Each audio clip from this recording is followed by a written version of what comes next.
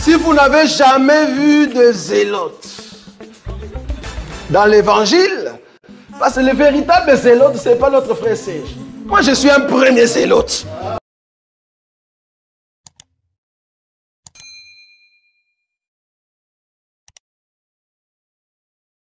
Que le Seigneur soit loué. Jésus est tellement bon.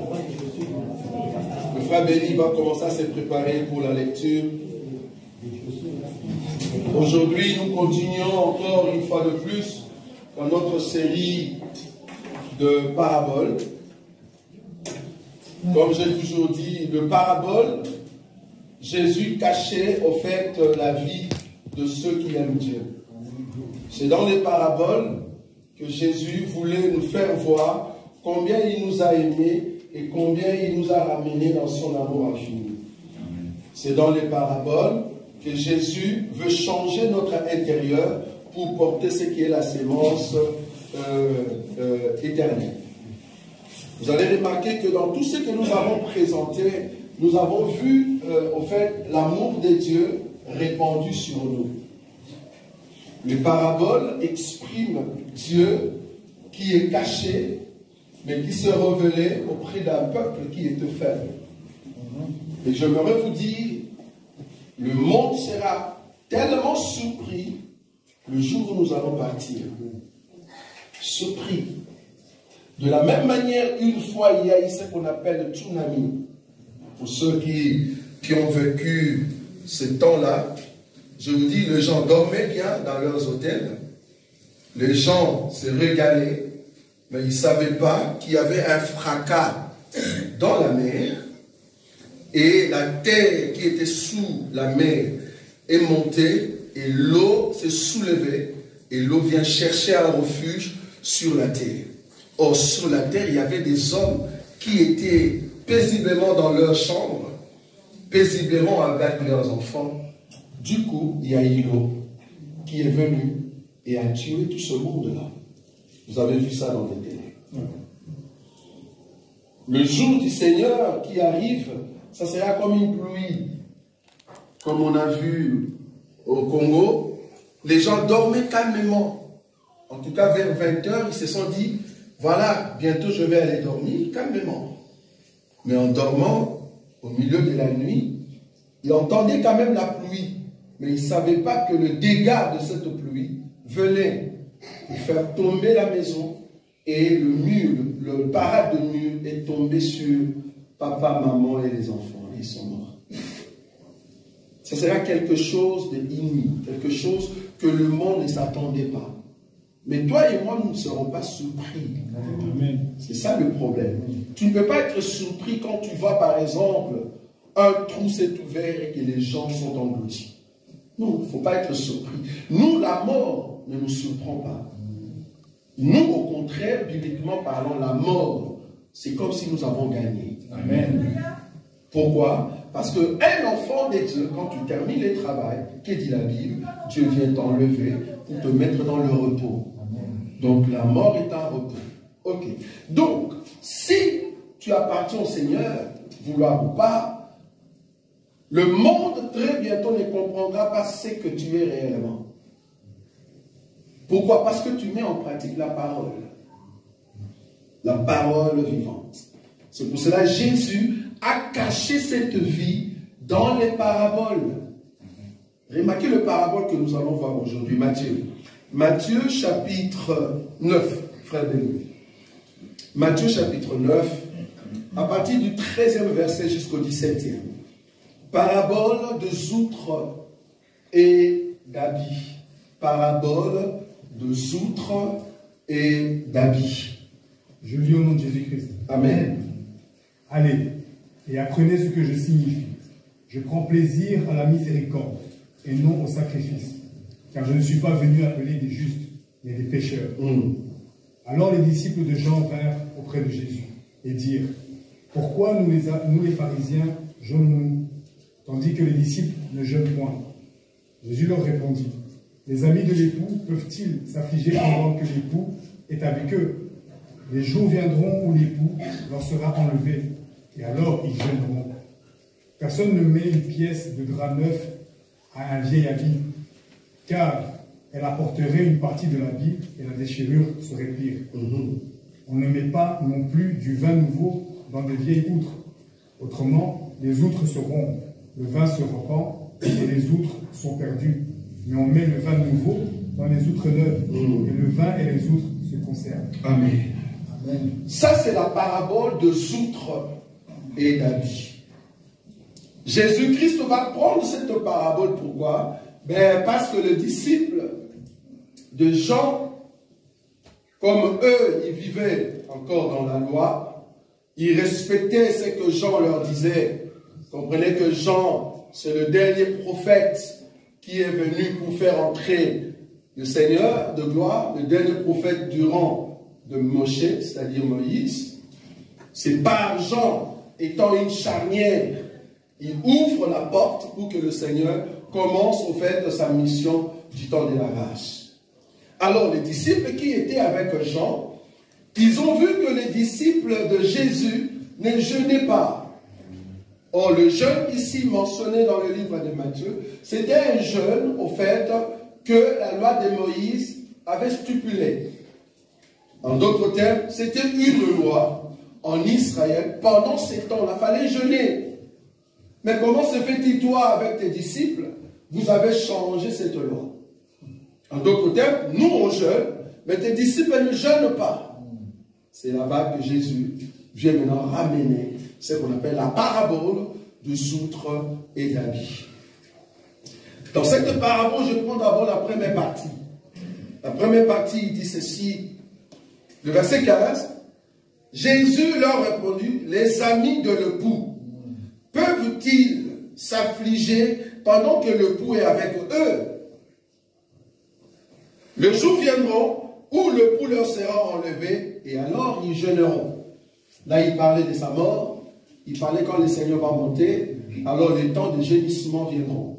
Jésus parlait du cas du jeûne, parce que le jeûne veut dire quoi? S'abandonner, tuer, amortir son corps, vous voyez, amortir son corps pour une cause. Or, les disciples des gens le faisaient pour l'Éternel. Jésus ici, sa réponse veut dire, les disciples, mes disciples à moi, pour les moments, ils ne peuvent pas encore amortir leur corps. Ils vont attendre jusqu'à ce que le pouls leur sera enlevé. Alors c'est là-bas qu'ils vont être en fait mis aux épreuves. Parce que le jeûne en réalité, ce sont des épreuves. Donc étant donné que Jésus était encore là, il devait d'abord enseigner. Et après l'enseignement, viendront les épreuves. Maintenant, il va prendre cette parabole. Vous allez comprendre qu'il y a beaucoup de choses cachées dans cette parabole. Il va dire ceci. Le verset 16. Personne ne met une pièce de drap neuf à un vieil habit, sans pour autant contredire Jésus. Jésus appelle le disciple de Jean de vieil habit. Lui, au fait, étant le morceau des draps neuf. Pourquoi neuf? Parce qu'avant Jésus, tout le monde marchait avec un habit ancien de la loi. C'était la loi de Moïse qui régnait. C'était un habit que tout le monde doit respecter. Tu dois respecter en fait l'habit qu'on appelle le Moïse. Parce que comme vous le savez, en Israël jusqu'à aujourd'hui, les deux grands prophètes qui ont ramené en tout cas la parole du Seigneur, c'est Moïse et le Seigneur.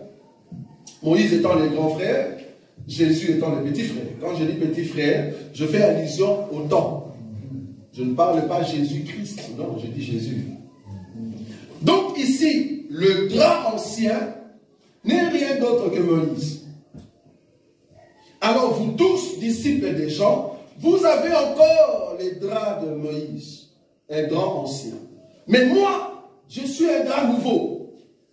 Alors en vous regardant, je ne saurais pas prendre, moi qui suis un drap nouveau, venir entrer dans votre habit, votre manière de vivre, style de vie. Parce qu'un morceau de drap veut dire style de vie, habitude, comportement, la façon de vivre. Donc vous êtes encore dans votre ancienne vie. Or, moi étant une nouvelle vie, je ne peux pas, en fait, vous donner cette vie. C'est pour cela, au lieu de chercher de vieil habit que vous êtes, j'ai cherché ce nouveau ici. Ce petit ici. En d'autres termes, les disciples. Le morceau des draps veut dire l'enseignement. On est d'accord. C'est un enseignement qui est venu pour faire sortir l'homme du péché. Remarquez que la loi de Moïse n'a pas sauvé le peuple. La loi de Moïse n'a pas donné la vie au peuple. Il fallait amener un nouveau drap. Le nouveau drap ici, c'est notre Seigneur. Amen.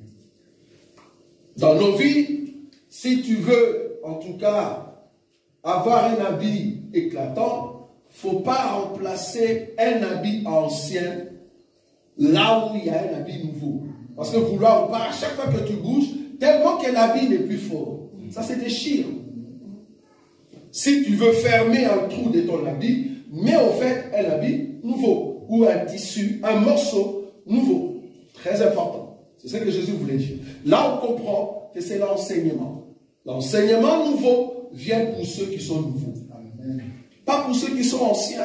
En d'autres termes, il voulait dire, enlevez au fait la façon de voir dans Moïse. Prenez ce qui est le nouveau drap. Changez-vous et mettez cet habit. Vous voyez? Je prends maintenant la deuxième partie. Là, maintenant, il descend dans le verset. Ce que j'ai aimé dans le verset 16, il dit, car elle emporterait une partie de l'habit, qu'elle a dit habit ancien, et la déchirure serait pire. C'est ce que j'ai dit tout à l'heure. Mais remarquez le verset 17. On ne met pas non plus du vin nouveau dans de vieilles outres. Dans de vieilles outres. Pourquoi? Autrement, les outres se rompent. Les outres se rompent. Le vin se répand et les outres sont perdues. Mais on met le vin nouveau dans des outres neuves et le vin et les outres se conservent. Ok. Pour ceux qui ne savent pas, pour nous qui sommes de cette génération, c'est lui qui a inventé la bouteille. C'est quoi une bouteille? Une bouteille, c'est en fait un récipient fabriqué en base de verre ou de pierre cristallisée. Pour ceux qui ne connaissent pas la définition d'une bouteille. La bouteille, au fait, est conçue pour concevoir soit l'air ou soit une matière liquide à l'intérieur. Et on l'a conçu de sorte qu'il n'y ait pas de trou pour que le liquide ne sorte pas. Or, l'inventeur de la bouteille a eu cette idée à partir de l'Antiquité. Comment? Dans l'Antiquité, il n'y avait pas encore la découverte de pierres cristallisées. Alors, il se servait de outres. Il se servait de outres comme une bouteille. C'est quoi des outres? Ben, des outres, c'était de peau d'animal qu'on a arraché. En d'autres temps, il faut tuer cet animal. Là, je prêche déjà. Il faut tuer cet animal. Son sang est versé. Vous prenez maintenant la peau de cet animal. Vous le laissez sous le soleil. Vous voyez ça? Vous le laissez sous le soleil. Et quand la peau, tout ce qui était le sang est parti, alors vous prenez la peau, vous allez le coudre. Et quand vous êtes en train de le coudre, faites de sorte qu'il n'y ait pas de trous. Pour éviter le trou, qu'est-ce qu'ils font? Ils vont mettre une matière grasseuse. Cette matière s'appelle pois. Je ne sais pas si vous vous rappelez de Noé. Vous voyez Noé, quand il a construit l'arche, la Bible dit, il a mis du bois.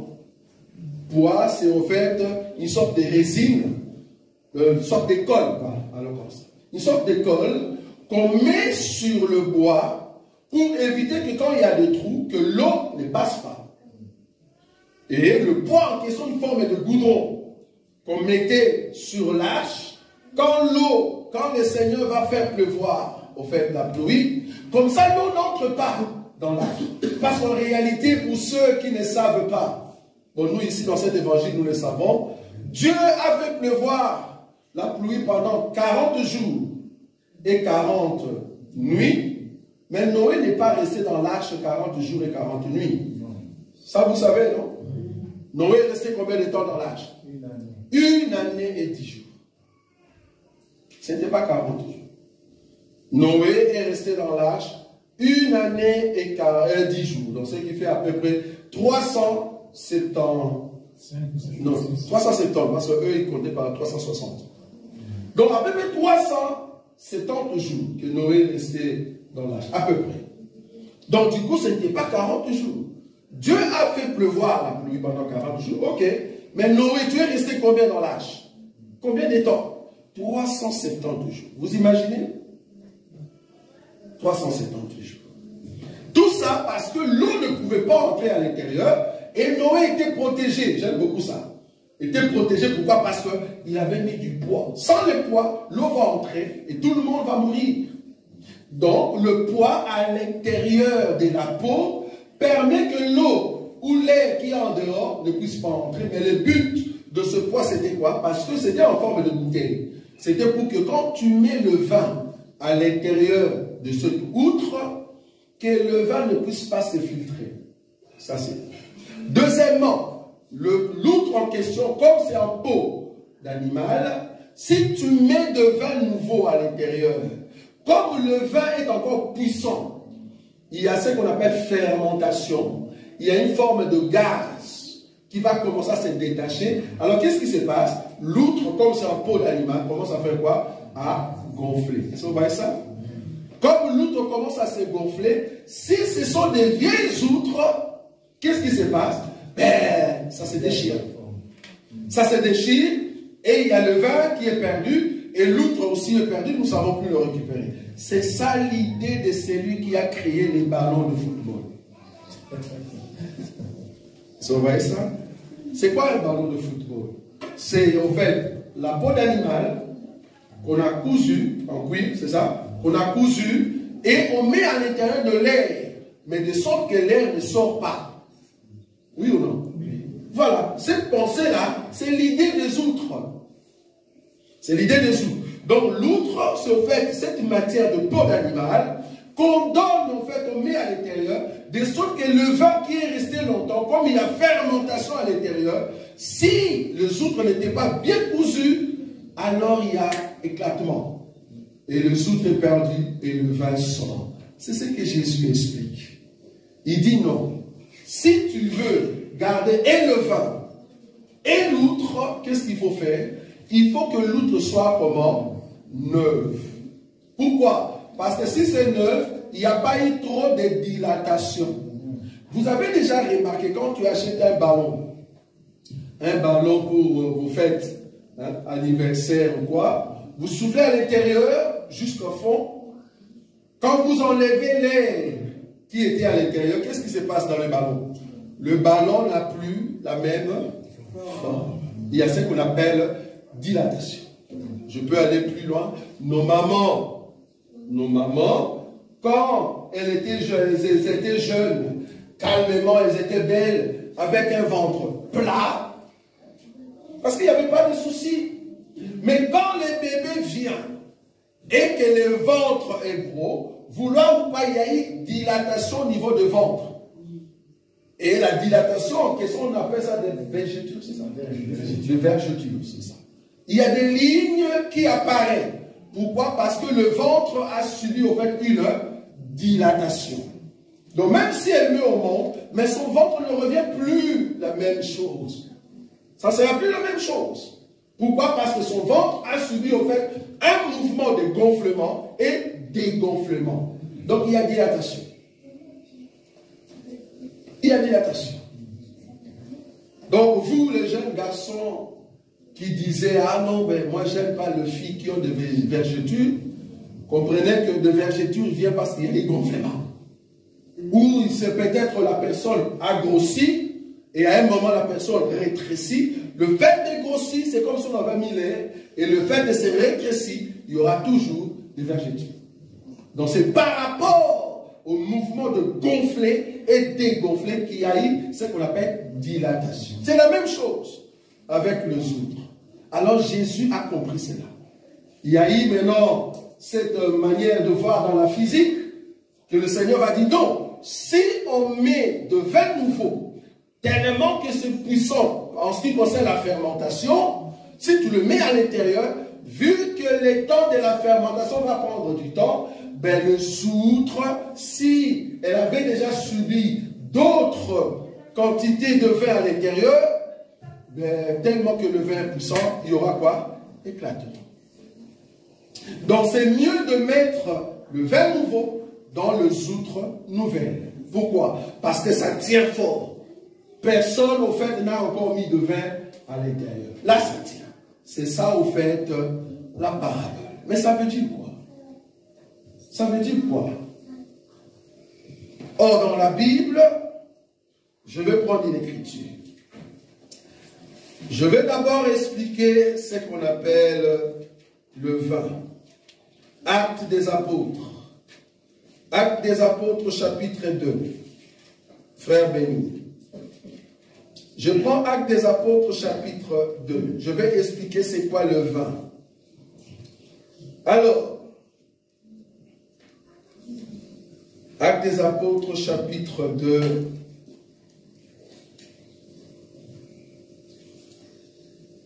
Je prends à partir du verset 7 et on descend. Ils étaient tous dans l'étonnement et la surprise. Ils se disent les uns aux autres, voici ces gens qui parlent, ne sont-ils pas des Galiléens? Et comment les entendons-nous dans notre propre langue à chacun, dans notre langue maternelle? Partez, Médès, Alamites, ceux qui habitent la Mésopotamie, la Judée, la Cappadoce, le Pont, l'Asie, la Phrygie, la Pamphylie, l'Égypte, le territoire de la Libye voisine de Cyrène, et ceux qui sont venus de Rome, juifs et prosélytes, crétois et arabes. Comment les entendons-nous parler dans nos langues des merveilles de Dieu? Ils étaient tous dans l'étonnement, et ne sachant que penser, ils se disaient les uns aux autres, que veut dire ceci? Mais d'autres se moquaient et disaient, ils sont pleins de vin doux. Ils sont pleins de vin doux. Ça dit un nouveau vin. Ça va? Oui, le verset 14. Alors Pierre, se présentant avec les 11, éleva la voix et leur parla en ces termes. Hommes juifs, et vous tous qui séjournez à Jérusalem, sachez ceci, et prêtez l'oreille à mes paroles. 15. Ces gens ne sont pas ivres, comme vous le supposez, car c'est la 3e heure du jour. Merci beaucoup. Ici, nous voyons un mouvement. Le mouvement, c'était quoi? C'était que le Saint-Esprit, la première fois, est venu descendre sur des corps.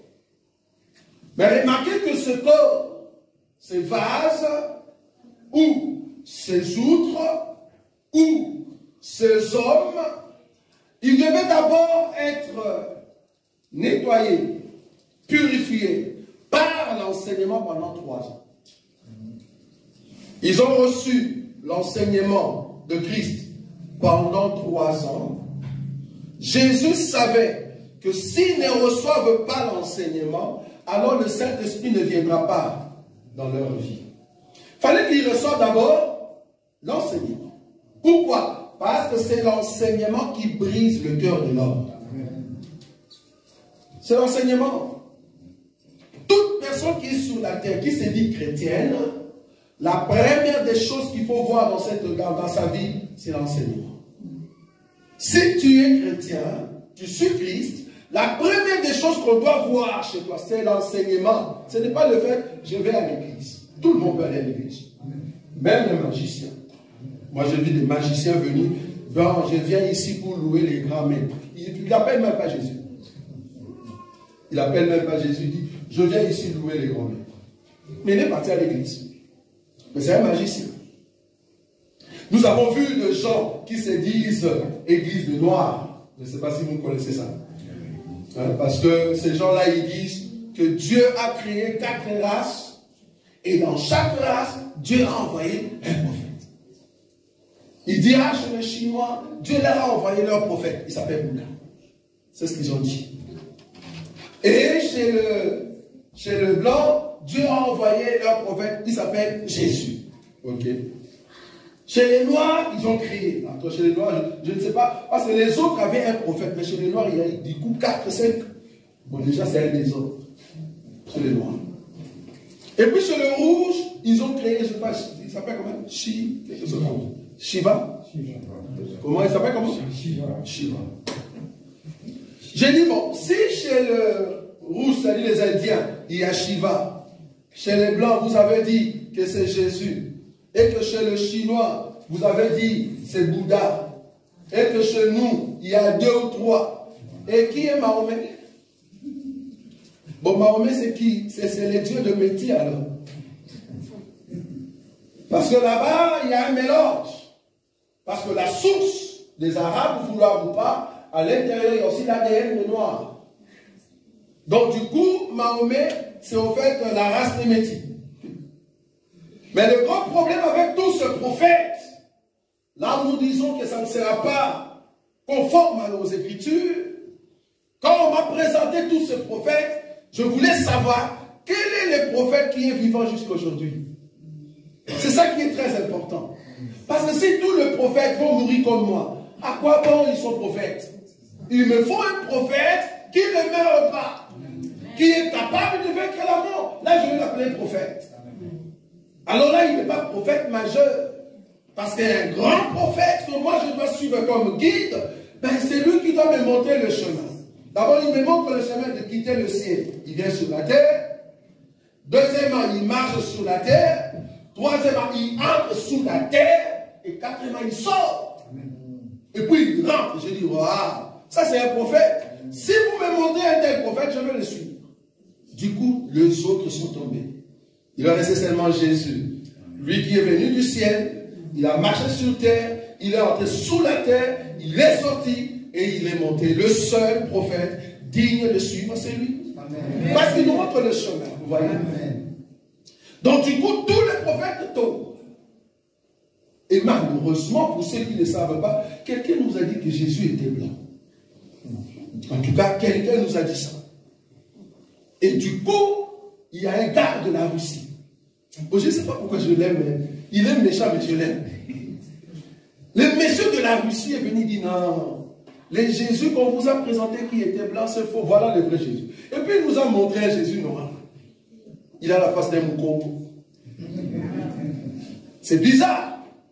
Poutine a montré au fait, parce qu'eux ils sont de l'église orthodoxe.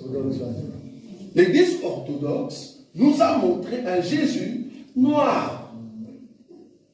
Et Poutine va nous enlever, va prendre, au fait, on dit que c'est vrai, parce que pour lui, donc, le monde de demain va prendre la croissance par les Noirs. Il nous prend la vidéo où le pape, le Père Saint de chez les autres,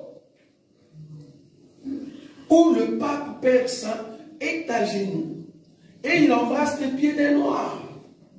Vous avez vu ça? Oui. Et lui, il dit, voilà, c'est ça qui prouve que vouloir ou pas, demain, le monde va prendre de la croissance avec le monde de Noirs, c'est-à-dire l'Afrique. C'est pour cela, qu'est-ce qu'il fait dans sa politique? Remarquez, il va prendre, au fait, le pays de l'Afrique pour le mettre ensemble dans leur, ce qu'on appelle le BRICS. BRICS. Et j'ai appris, si vous ne savez pas, BRICS a mis en place une monnaie. En tout cas, j'ai appris. Une monnaie, c'est ça, non? Qui dit la monnaie en question, parce que vouloir ou pas, si la monnaie de franc français était puissante, c'est parce que sous la monnaie de franc française, il y avait ce qu'on appelle franc CFA. Et la franc CFA, au fait, payait des montants auprès de la France. Et c'est ce qui donnait la force, en fait, auprès de la monnaie française. Et les héros, soi-disant, les héros est fort par rapport aux dettes des Africains envers l'Europe. Et là, maintenant, du coup, les Africains ne veulent plus. Il y a Burkina Faso, Afrique du Sud, Niger, je crois. Niger. Et puis, du coup, il dit, non, nous ne voulons plus. Et puis, qu'est-ce qui se passe? On voit un déclin au niveau de la monnaie qu'on appelle euro. Et je me vous dire que ce soit le euro où les dollars vont chuter très bientôt. Parce qu'il faut que cet homme vienne avec une autre monnaie. Il va venir avec une autre monnaie qui sera puissant. Mais puissant par qui? Par les coltans, par l'or, le pétrole. Parce que quand nous parlons de pétrole, vous savez que le pays ou les pays qui possèdent le pétrole, ce sont les pays arabes. Ça, nous le savons. Mais le peuple qui possède de richesses sous la terre, c'est vraiment l'Afrique. Or, tous ces gens-là vont vers la Russie. C'est-à-dire qu'ils vont soutenir la Russie pour que la Russie devienne forte. Je vous dis, d'ici 10 ans, la terre ne sera plus belle à vivre. Non. Pourquoi? Parce que tellement qu'il va amasser d'argent et de puissance avec la Chine, c'est là-bas qu'ils vont se dire, voilà, c'est maintenant le temps où l'Europe doit s'agenouiller devant nous. Or, qui dit l'Europe, c'est les États-Unis aussi. Ils vont s'agenouiller. Parce que beaucoup de pays d'Afrique vont aller vers la Russie. Pourquoi? Parce que la Russie leur propose 50%, 50%. Or, l'Europe ne proposait pas 50%, 50%. L'Europe venait, il prend tout et dit, ok, c'est à moi de mettre le prix. Au lieu que tu mettes le prix, non, moi je mets le prix. Mais il vient chez toi, il prend, et c'est lui qui met le prix. Et l'Afrique a dit, non, non, c'est fini ce temps. Ce temps est révolu, nous voulons 50-50, partenariat. Et la Russie a dit, moi je suis prêt pour ça, la Chine aussi. Et là, du coup, ils sont sautés premiers vers le pays d'Afrique. Et tout ce qui est sous la terre de l'Afrique, en tout cas bizarrement, ça c'est, pour moi, la question que je vais demander à Dieu, c'est ça. Comment se fait-il des pays qui n'ont pas quelque chose sous la terre, mais ils sont organisés, mais nous avons quelque chose sous la terre, mais nous ne sommes pas organisés. Qu'est-ce qui s'est passé? Comme un pasteur a dit, Dieu était en train de distribuer de biens et il a eu sommeil. Il est parti dormir au Congo et il a oublié le sac d'argent. Il a jeté tous les biens là-bas, mais il y a un problème d'organisation. C'est grave. Mais gloire soit rendue à Dieu, en tout cas pour ceux qui vont rester et qui n'auront pas en enlèvement, ils vont voir leur pays s'émerger. Parce qu'il y aura des métros, ça je suis sûr, en Afrique. Ils vont commencer à manger, en tout cas, très bien, selon les Écritures. Le boulot, il y en aura. Parce que beaucoup de sociétés qui allaient vers la Chine, je ne sais pas, en tout cas dans ma génération, quand moi je grandissais, quand on voyait un Chinois, on disait c'est un pauvre. Dans ma génération, quand moi je suis né, l'âge de 15 ans, un Chinois, c'était quelque chose de rien du tout. Mais ce n'est pas aujourd'hui. Vous savez pourquoi? C'est parce que l'Europe pensait qu'en allant vers la Chine et que la main-d'œuvre est minime, nous allons en fait gagner. Or, ils ne savaient pas qu'ils montraient leur technologie à la Chine. Et la Chine, au lieu de créer exactement ce que l'Europe leur a montré, ils créent la même chose mais fois 5. En d'autres termes, si tu veux la première qualité, nous en avons. Si tu veux la deuxième, nous en avons. La troisième, nous en avons. Donc, il peut te créer la même chaise ici, première qualité, deuxième qualité, jusqu'à 5e qualité. Donc, 5e qualité, quand tu t'assois, ça se casse directement. Ça se casse directement. Mais il peut aussi te créer la première qualité. Et c'est là-bas que la Chine est devenue puissance. Et qu'est-ce qui va se passer? Tous ces gens-là, tous ces grands, ils vont dire, ok, nous avons aidé la Chine, là nous avons compris, bon, l'Afrique, et peut-être ce n'est pas aujourd'hui, allons vers l'Afrique. Vous voyez? Ils vont venir maintenant vers l'Afrique, faire la même chose qu'ils ont fait avec la Chine. Et c'est là-bas que l'Afrique aussi va monter. Vous voyez? Dieu permet cela, c'est pour que la prophétie puisse accomplir. Quelle prophétie? La prophétie où le roi du Nord doit venir pour attaquer au fait Israël. Bon, ce n'est pas le jour de la prophétie. Donc, je suis parti là-bas pour toucher cet élément. Jésus ne pouvait pas envoyer le Saint-Esprit dans un corps qui était encore vieux. Le Pierre avait encore dans leur tête la loi de Moïse. Pierre a demandé à Jésus, nous avons tout abandonné pour te suivre. Qu'est-ce que tu vas nous donner? un jeune homme comme toi, de 33 ans. Nous avons tout abandonné. Qu'est-ce que nous allons avoir? Jésus n'a pas dit, tu seras riche seulement. Non, il dit, tu auras des biens dans ce siècle et aux siècles à venir. Or, en réalité, cherchez dans la Bible, Pierre n'a pas eu de maison. Cherchez dans la Bible. C'était quoi cette promesse-là? Pierre n'a pas eu de maison. Une maison pour ça. Regardez la maison de Pierre. Bien. Si vous allez en Israël, la maison de Pierre, c'est une maison normale. Normale. Donc nous avons compris que Jésus le projetait vers le millénium. Amen. Voilà.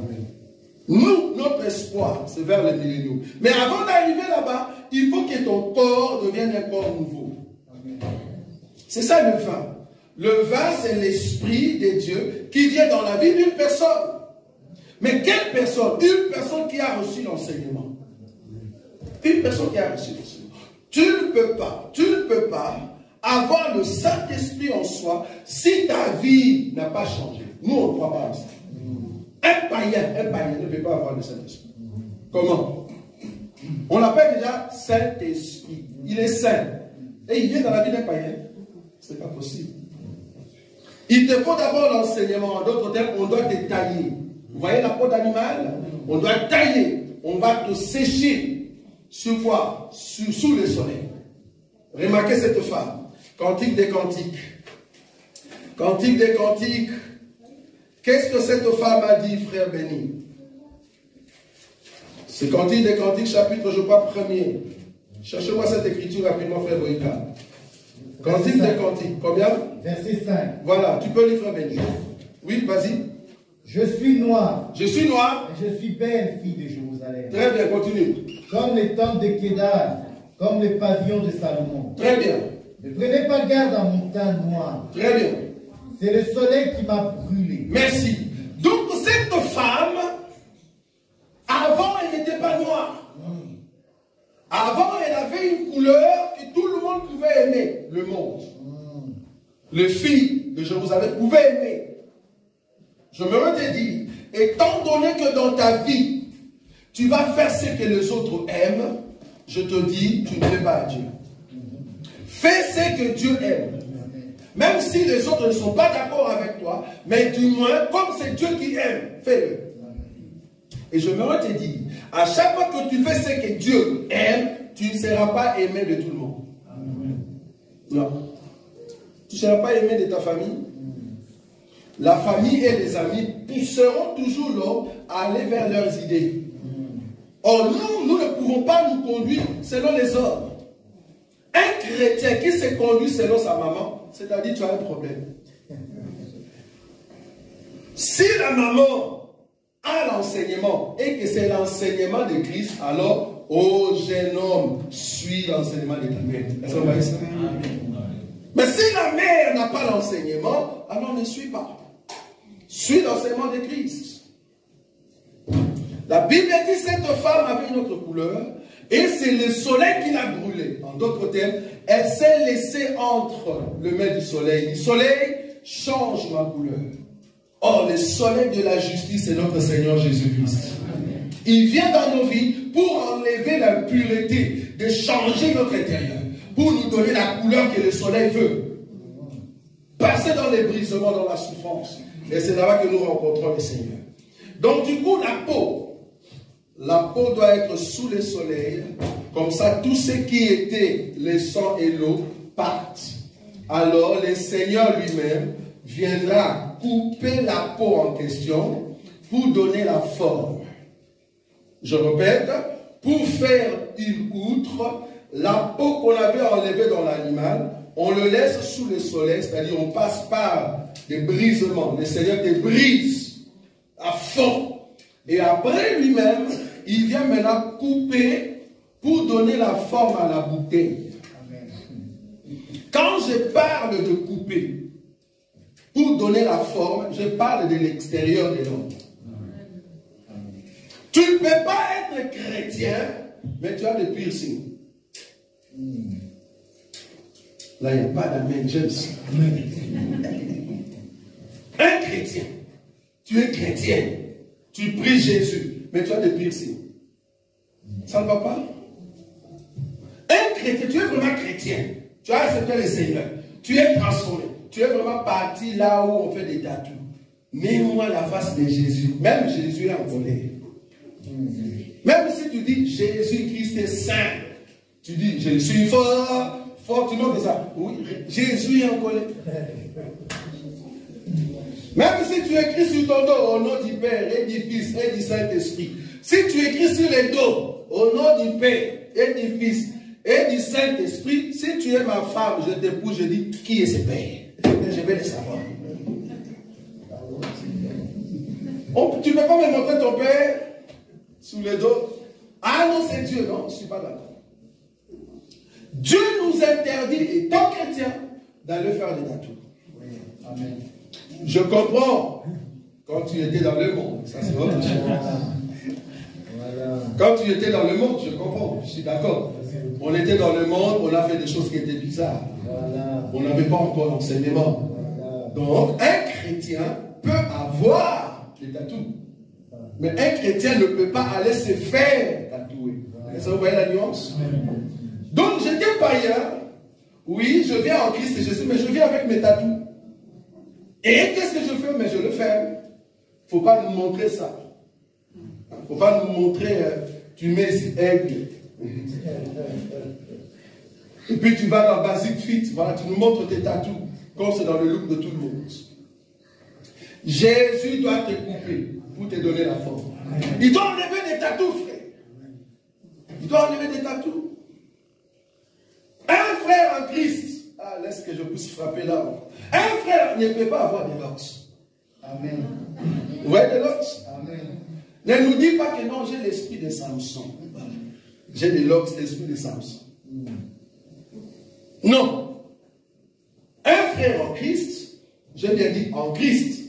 C'est pas que tu viens dans le monde. Non. En Christ, tu es déjà en Christ et Jésus. Tu ne peux pas faire ça sur ta tête. Non. Non. Il faut cacher ton corps pur. Car le Saint-Esprit habite dans un corps qui est saint. Amen. Le Saint-Esprit en toi te ramène dans ce qui est saint. Une sœur en Christ ne peut pas mettre de mini-chip. Je suis désolé. En tout cas, il n'y a personne dans cet évangile qui a besoin de voir tes cuisses. Personne. Ton corps, ton ventre, tes cuisses, c'est pour ton mari. Dieu t'a donné ce beau corps pour ton mari. Ce n'est pas pour les frères qui sont ici. Le jour où tu vas trouver ton mari, c'est bon. Mais en tout cas, ce n'est pas pour l'église. Une sœur en Christ, comme je dis, c'est interdit. Remarquez, il y a d'autres sœurs en Christ. Quand tu lui parles, il dit Amen. Amen. Il dit Amen, c'est parce qu'il a du piercing sur sa langue. Donc tu dis Amen, Amen. Tu fermes la bouche parce qu'il y a du piercing à l'intérieur. Le jour où nous allons t'attraper, avec des Amen, comme si tu as avalé les crocodiles. Amen. Comme si tu étais la paix. Et je t'ai scandalisé quand la sœur commençait maintenant à se chamailler. C'est là-bas qu'elle a ouvert la bouche. Il y avait un truc, comment on dit ça, piercing au niveau de sa langue. Donc c'est ça qui l'empêche de bien parler Amen. Mais quand elle a commencé à crier, c'est là-bas que ça sort. Toi-même, tu sais l'esprit qui t'a animé d'aller mettre des piercings là-bas. Toi-même, tu sais. Une sœur en Christ, je frappe très fort. Aujourd'hui, je ne sais pas pourquoi je suis là-bas. Beaucoup ne vont pas bien dormir. Parce qu'il faut que Dieu nous taille. Une sœur en Christ ne peut pas avoir des ongles comme des chats. Vous voyez les ongles? Ah, j'ai envie de tuer une personne. Pourquoi tu mets ces ongles-là? Dieu t'a donné des ongles à toi. Tu es vraiment d'accord avec moi que ces ongles doivent pousser, je ne sais pas, comme des chats? Non? Et bizarrement, tout ce que le monde, le fils de Satan, le fils du diable, est-ce que vous savez qu'il y a des filles et des hommes du diable? Oui. Ça vous savez? L'Écriture l'a dit. 1 Jean, on va lire. 1 Jean. 1 Jean, chapitre 3, le verset 8, frère. Qu'est-ce qu'il est dit là-bas? Celui qui pêche est du diable. Merci, continue. Car le diable pêche dès le commencement. Oui. Le Fils de Dieu apparut afin de détruire les œuvres du diable. Continue. Quiconque est né de Dieu ne pratique pas le péché. Quiconque est né de Dieu ne pratique pas le péché. Très bien, continue. Parce que la semence de Dieu demeure en lui. Très bien, continue. Il ne peut pécher parce qu'il est né de Dieu. Continue. C'est par là que se font reconnaître les enfants de Dieu et les enfants du diable. C'est pas moi qui ai dit.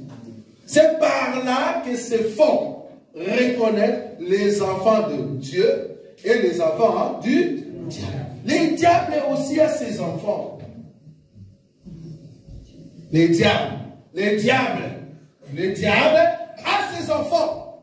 Je suis désolé de citer une de ses filles ici. Beyoncé. Rihanna. Ce sont des filles du diable. Un vrai fils du diable que tout le monde cite maintenant. P. Diddy. Vous connaissez P. Diddy? Rien que le nom est bizarre. Vous voyez des fils du diable? Et si toi maintenant, tu veux vivre comme ces gens-là, vouloir ou pas, tu as la sémence de ces gens-là. Tu as la sémence de ces gens. Bon, toi-même, tu voulais mettre des vernis sur tes doigts. Bizarrement, avant, tu mettais 5 doigts, même couleur. Et puis, du coup, il y a maintenant 4 couleurs rouges, l'autre couleur mauve. On ne sait pas la signification. On ne sait pas. Donc, tu mets vraiment des couleurs sur tes doigts. Et puis, il y a 4 qui ont la couleur blanche. Et puis, l'autre vient couleur noire. Donne-nous la signification. C'est en Christ. C'est en Christ. Quand nous étions petits à l'âge de 5 ans, alors que nos mamans, à l'époque, moi je me rappelle, en tout cas ma maman, quand elle était encore païenne, elle avait l'habitude d'amener, comment on dit, de prières, pas maçonniques, mais exotériques, voilà. Elle faisait de prières exotériques pour ses enfants, et qu'est-ce qu'elle faisait? Elle ramenait, en fait, elle préparait la nourriture, parce qu'elle est de Kisangani, elle préparait la nourriture, et cette nourriture, qu'est-ce qu'elle fait? Elle achète de feuilles, et elle met chaque coin de la maison, elle met une petite quantité. Vous voyez? Une petite quantité de nourriture. Moi, je me rappelle, j'avais 5 ans, 6 ans. Une petite quantité. Et là, elle fait ça à 18 h. Vous vous réveillez le matin. C'est comme s'il y a eu des esprits qui l'ont mangé. Et il n'y en avait plus. Et je vous dis, quand vous n'avez plus la nourriture, nous étant petits, qu'est-ce qu'on disait? Waouh, donc l'argent va venir. Effectivement. Quand la nourriture est mangée la nuit, il y avait une sorte de marmite à l'entrée de la maison, là où on habitait, parce que moi j'habitais à Lemba, cité Salongo, et il y avait une marmite, et dans la marmite, il y avait une plante. Cette plante est en forme de tuberculeux, une plante tuberculeuse. Donc elle coupait le morceau, elle le mange, et elle prend un licuta, je ne sais pas si les gens de ma génération, un licuta, c'est une sorte d'insecte. Okay. Prenons insecte. Elle prend l'insecte, elle le met à l'intérieur de la marmite, elle sort. Quand elle revient, vous êtes surménagé avec des sacs d'argent. Vous ne savez pas d'où ça vient. Et nous, étant enfants, si tu demandes de l'argent, elle ne vous donne pas. Maintenant, qu'est-ce que moi je faisais? J'allais voler les 1 litre qui étaient dans la marmite. Il faut aller acheter des beignets. C'est pour ça que je dis, je ne crois pas en tout cas à l'envoûtement. Parce que si les 1 litre étaient envoûtés, j'allais déjà être parti depuis longtemps. Je ne crois pas. Moi, maintenant, comme la maman ne voulait pas me donner, parce que j'avais la tête de Ruben, quoi. Un petit bizarre. J'allais voler, en fait, de prendre ces 1 litre. Vous voyez? Et je le prenais, je pars, j'appelle mon petit frère, on va acheter des beignets. Mais jusqu'à présent, je suis vivant, je suis là. Et le fétiche en question n'a rien fait. Je suis toujours vivant. Cela prouve quoi? Cela prouve que quand tu es entre les mains de Satan, vouloir ou pas, il peut toujours te donner la gloire comme les Beyoncé, les P.D.G. Mais à un moment, Satan ne peut pas te donner quelque chose gratuitement. Non. À un moment, il va réclamer. Quand il te demande, il te dit, je te donne un doigt, sache qu'il va te demander un bras. Ça, c'est l'ennemi. Ça, c'est l'ennemi. Alors, toi, un enfant de Dieu, tu ne peux pas copier ceux qui sont dans le monde. Jésus doit te donner la forme. Il enlève des pulsions. Il enlève des locks. Il enlève tout ce qui est tatou, l'esprit de tatou. Il enlève l'esprit de copines. Il enlève tout ça. Et puis tu as maintenant la forme voulue de Dieu. Et là, il commence à faire quoi? Il coudre. Vous voyez ça? Il commence à rassembler de bonnes choses en toi. Amen. Dieu doit amener des bonnes choses vers nous. C'est lui qui sait que les lions qui devaient entrer dans l'arche habitaient la Zimbabwe. Vous voyez là où je suis? Parce que Noé ne savait pas. Noé ne savait pas d'où allaient venir les lions. Noé était dans l'arche, il attend. Où sont les animaux qui vont entrer? C'est Dieu qui est parti évangéliser dans la forêt pour appeler les lions. Il dit, lion, il y a quelqu'un qui t'attend, tu dois aller là-bas. C'est pour cela que nous croyons que dans l'église de Dieu, nous n'évangélisons pas pour attirer des païens. Non, nous évangélisons pour dire, prenez attention parce que l'arche va monter. Amen. Ça c'est un. Et deuxièmement, la parole que nous avons annoncée, Dieu lui-même va sauver les âmes et il va les amener dans l'arche.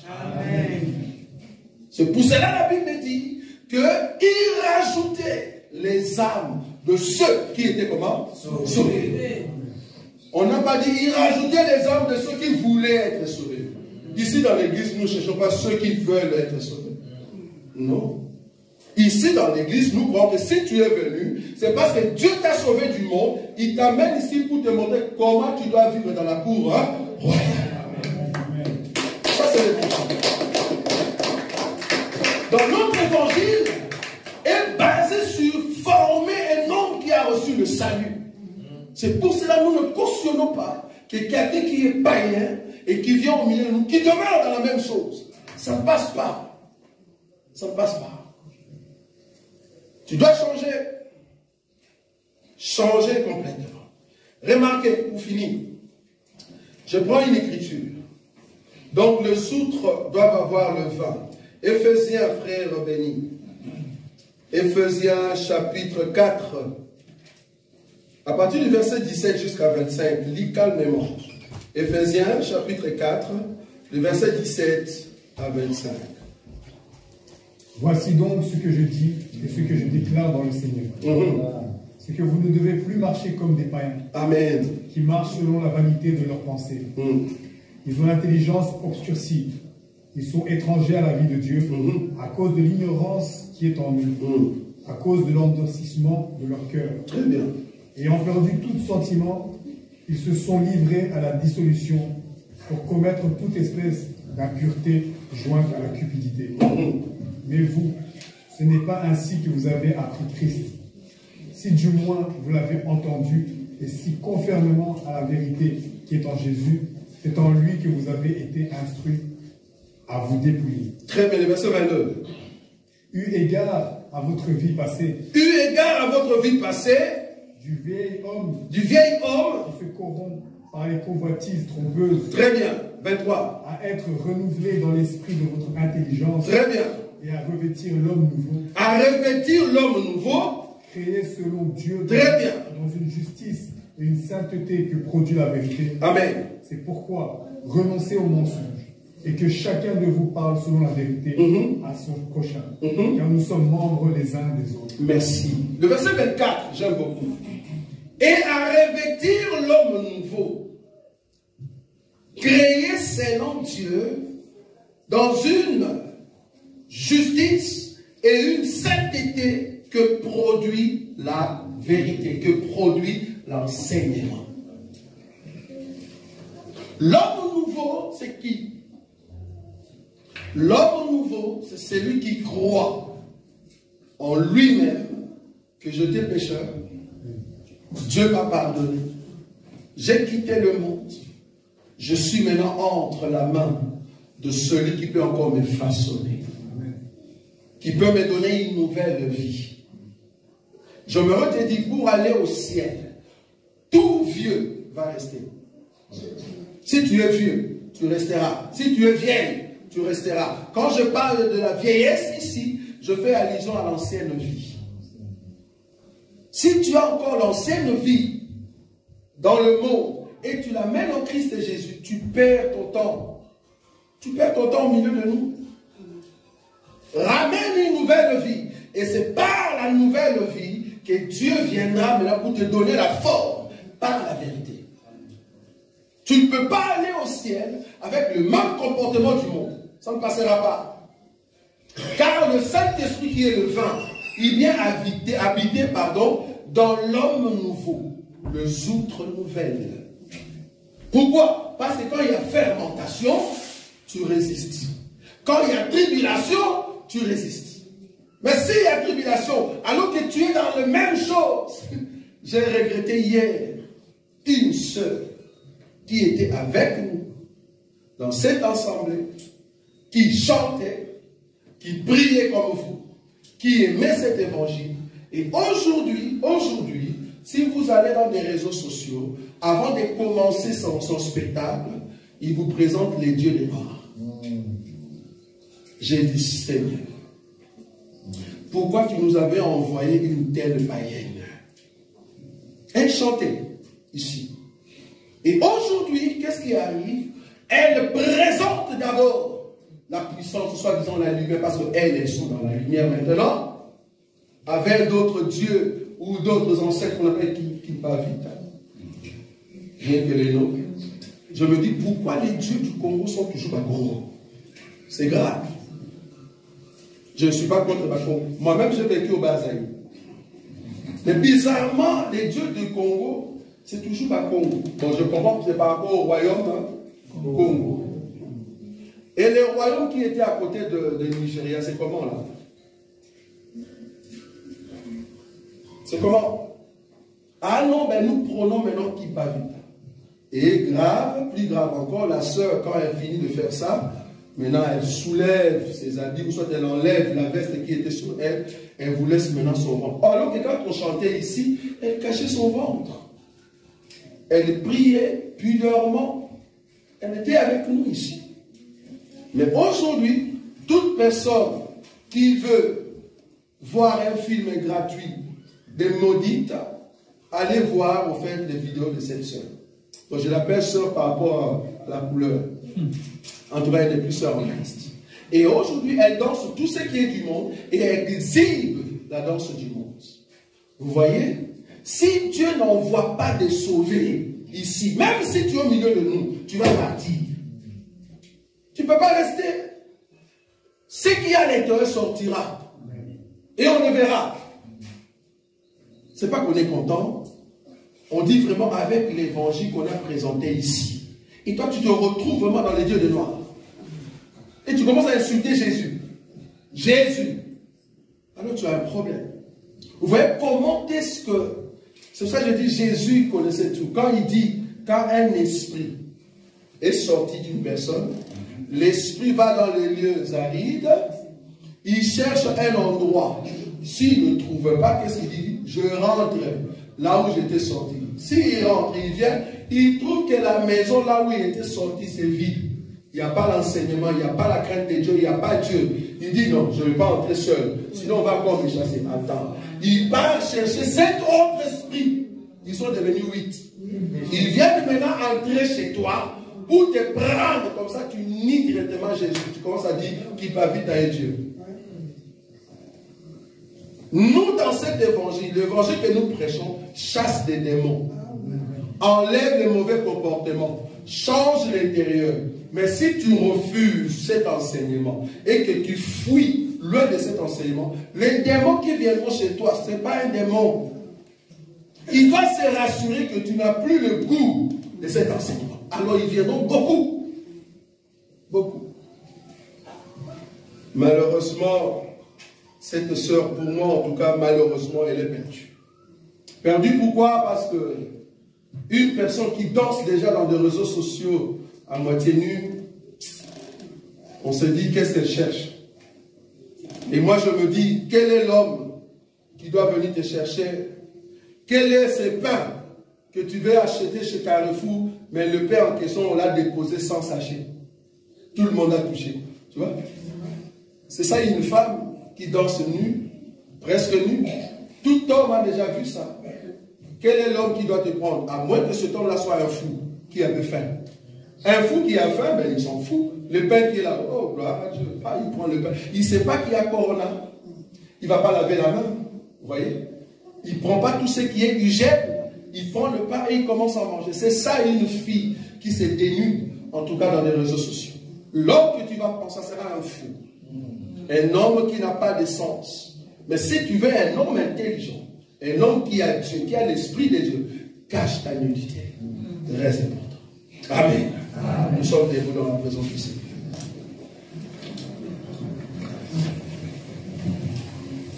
Oh, nous voulons enlever le vieil homme en nous. Le vieil homme en nous ne peut pas continuer. Nous devons garder la pureté. On ne peut pas montrer nos corps au monde. Car Jésus nous a sauvés pour enlever l'impureté. Nous avons le Saint-Esprit à l'intérieur parce que Dieu nous a formés. Il nous a donné la forme voulue par lui-même. Nous sommes de nouvelles outres pour élever les noms de Jésus. Nous sommes de nouveaux habits pour porter la sémence qui est la grâce, qui est l'enseignement du temps de notre Seigneur Jésus. Là où tu es, tu vas dire, Seigneur, je n'ai pas besoin d'abandonner cette grâce. Je n'ai pas besoin d'abandonner le vin nouveau. Je n'ai pas besoin d'abandonner l'enseignement de la grâce, l'enseignement qui m'amène au ciel, l'enseignement de l'enlèvement. J'ai besoin de monter. Commence à prier là où tu es. Commence à prier. Nazako matangai, nazako matangai, nga nazako matangai.